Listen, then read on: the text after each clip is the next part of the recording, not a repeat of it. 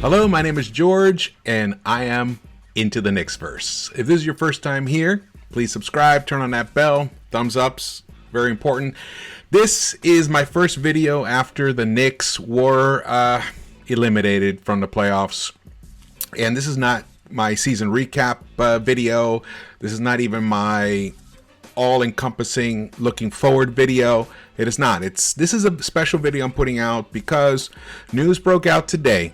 That from SNY, and I believe even Mark Berman of the New York Post also reported this, that the New York Knicks have reached out to the Blazers about Dame Lillard. Now, we've been hearing these kind of rumors here and there, for a couple of months now. I really didn't pay too much attention to it because from what I know of Dame Lillard, from what we all know about him, he's he's a West Coast guy. He's loyal. He obviously, he's had opportunities before to request trades and hasn't done it. And this is not a trade request. So part of it was I did not originally, when the Chris Haynes Yahoo Sports story came out, I didn't really pay much attention to it because the way it was phrased, it wasn't tied specifically to Dame Lillard. And in fact, he came out later on and said he was bothered by it. What he actually said was, to quote him, I took it for what it was.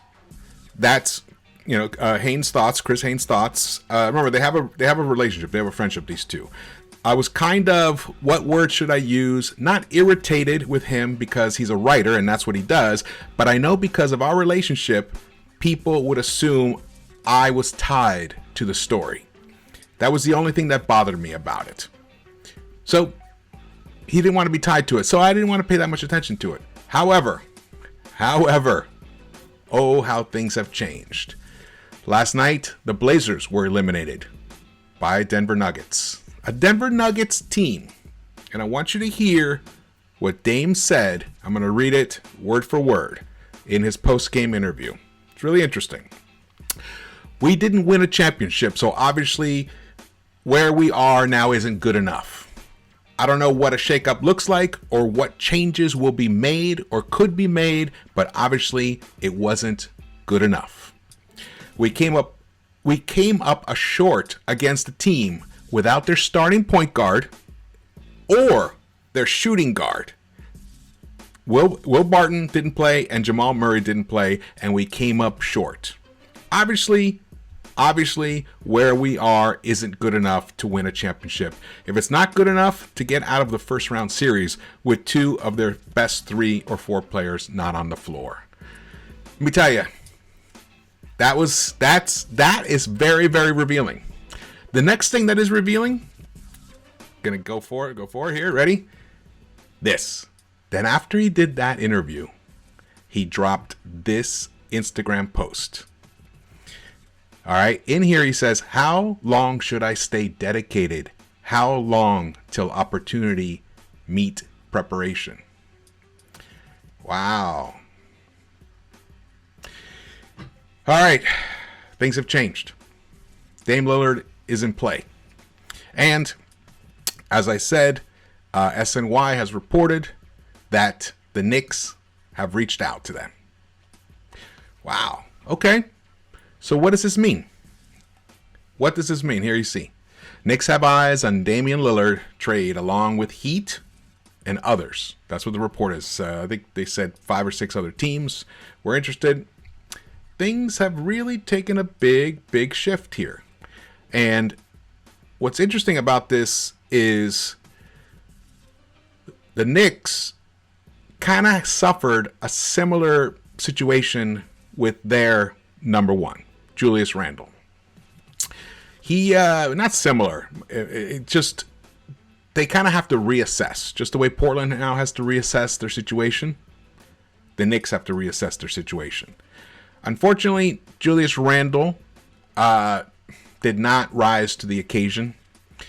He had 5 games to do it. 5 games. Did not do it in any of them. Like I said, I gave him a pass for game 1. Gave him a pass for game 2, but game 3 was the game he was supposed to come. He didn't arrive. Game 4, no. Game 5, even though the numbers may look somewhat decent, those 8 turnovers were the killer. You just can't have that. That's why we lost. Just be honest here. So one of the things we have to bear in mind here is Dame is going to turn 31 years old in July. All right. He has a contract. He has 4 more years on a contract. He's owed $176.2 million on that contract. Next season, he's supposed to make $39.3 million, and then it just goes up. It goes up into the $40 million, I think $45 million or whatever. The Knicks, it's been reported they have about $75 million to $60 million in cap. Some people say $60 million, some people say $75 million. I'm not sure if that includes guaranteeing Julius's contract for next season, or if that's just including the $4 million that they're on the hook for if they don't renew his option. I mean, they're definitely gonna pick up the option, no doubt. Oh man, here's where I'm at with this situation. Hey, we know Leon Rose and Worldwide West and Tom Thibodeau didn't come here right now to wait forever for this team to develop.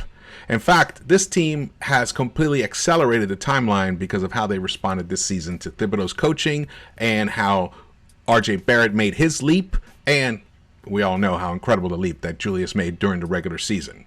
He deserved all the accolades, the most improved player, the all-star selection, and I think he still deserves a third-team NBA, maybe even a second-team All-NBA. In terms of power forwards, he was pretty sensational during the regular season. So, here's the thing. Knicks ain't got much on the cupboard. That's the problem. We ain't got much on the cupboard. If we make a trade for a Dame Lillard right now, it will most likely include RJ Barrett. I just don't see the Blazers not asking for that at first. Now, of course, the Knicks could hold back and say, no, we're not trading anyone but RJ and Julius. Okay, so what are we talking about then?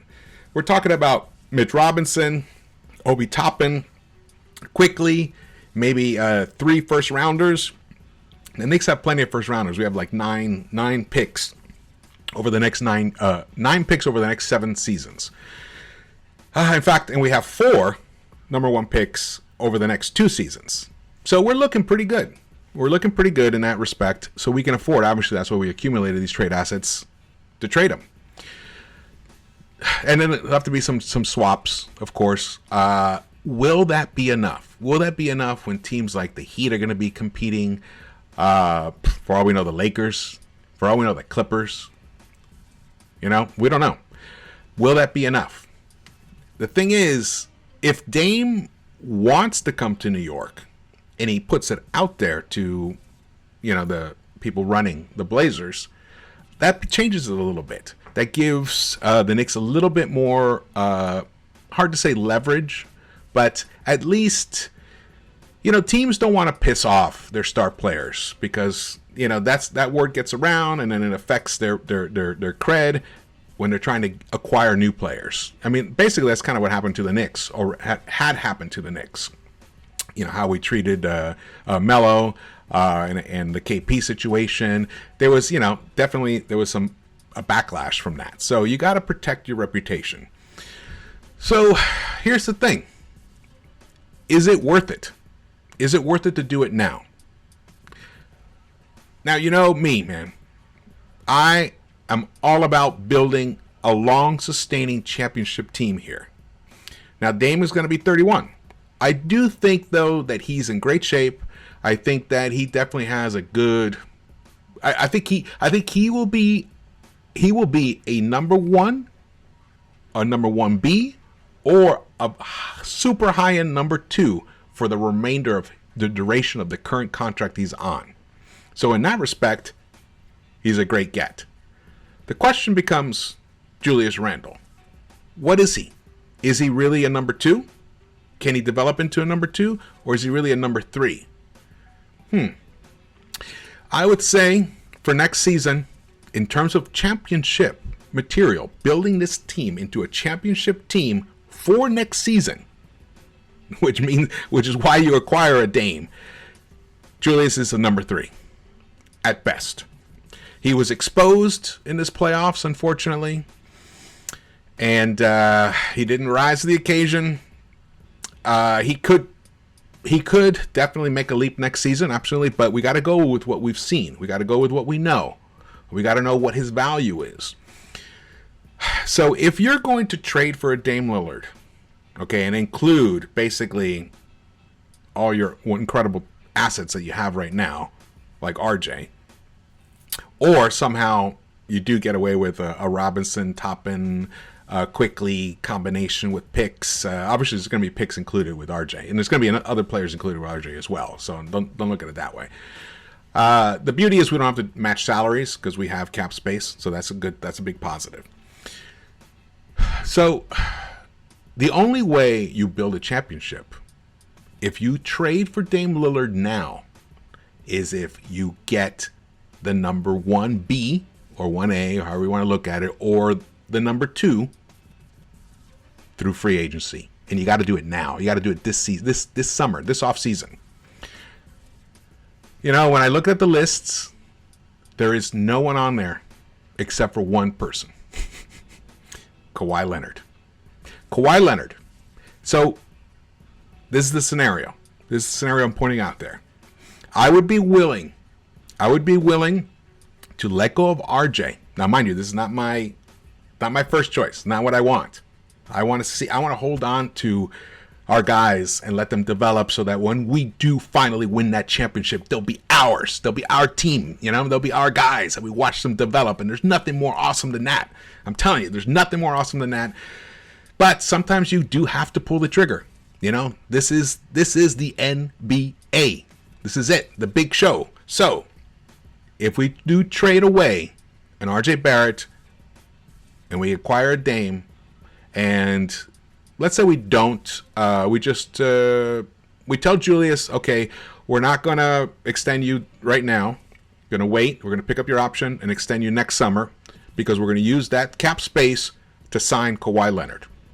Kawhi, if it doesn't work out in LA with the Clippers, you get on the phone with Dame, you guys work it out, you come to New York, and you turn. Oh, man, what a story that'll be to have Kawhi, Dame, Julius, Thibs battling the Nets, KD, Harden, and Kyrie next season. Man, and for all we know, Nets might even be defending their championship.